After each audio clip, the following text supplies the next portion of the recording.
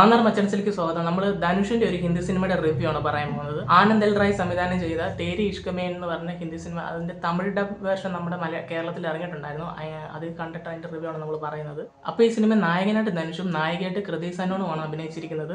ഈ ഡയറക്ടർ ഇതിനു മുമ്പ് സംവിധാനം ചെയ്ത് രാജന എന്ന് പറഞ്ഞ ഇതേ കോമ്പിനേഷനിൽ തന്നെ ഉള്ള ഒരു സിനിമ ഉണ്ടായിരുന്നു. ഒരു നൈസ് പടമാണത്.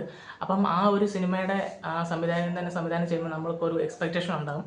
ആ എക്സ്പെക്ടേഷനെ ഒരു തരത്തിൽ പോലും ഒരു കോട്ടവും തട്ടാത്ത രീതിയിലുള്ള ഒരു പടം തന്നെയാണ് ഈ ഒരു സിനിമ. കാരണം അത്ര മനോഹരമായിട്ടാണ് ഈ ഒരു സിനിമ ഒരു ഡയറക്ടർ എടുത്ത് വെച്ചിരിക്കുന്നത്. എസ്പെഷ്യലി ഇതിൻ്റെ ഫസ്റ്റ് ഹാഫ് പറയുകയാണെങ്കിൽ ആദ്യത്തെ ഒരു 20 മിനിറ്റ് ഉണ്ട്. ആ ഒരു 20 മിനിറ്റ് തന്നെ നമ്മൾ ആ പടത്തിനകത്തോട്ട് കയറും, കറക്റ്റ് എൻ്റർ ആകും നമ്മൾ.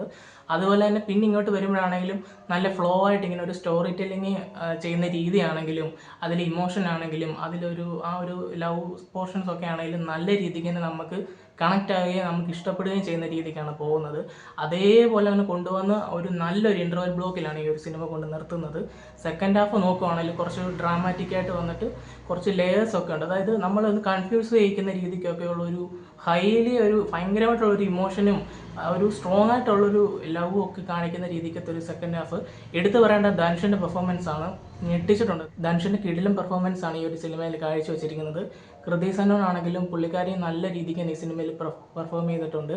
പിന്നെ ഓവറോൾ നോക്കുവാണെങ്കിൽ ഒരു കിടിലം ഒരു പടം തന്നെയാണ്. ഒരു റൊമാൻറ്റിക് ഇമോഷണൽ മൂവി തന്നെയാണ്. ഇതിൻ്റെ ക്ലൈമാക്സിലേക്കൊക്കെ വരുമ്പോൾ നമ്മളെ ഒന്ന് ഹാർട്ടൊന്ന് ടച്ച് ചെയ്തിട്ടാണ് ഈ ഒരു സിനിമ പോകുന്നത്. അപ്പോൾ എന്തായാലും ഈ സിനിമയുടെ റിവ്യൂ ഇത്രേ ഉള്ളൂ. ക്ലൈമാക്സ് കിടിലമാണ്. എന്തായാലും മിസ് ചെയ്യാൻ പാടില്ല. നല്ലൊരു ചിത്രം തന്നെയാണ്. എല്ലാം നല്ല രീതിക്ക് വന്നൊരു ചിത്രമാണ്. എന്തായാലും നിങ്ങൾ ഈ സിനിമ തിയേറ്ററിൽ പോയി കാണുക. കണ്ടിട്ടുള്ളവരുണ്ടെങ്കിൽ കമൻറ്റ് ചെയ്യുക.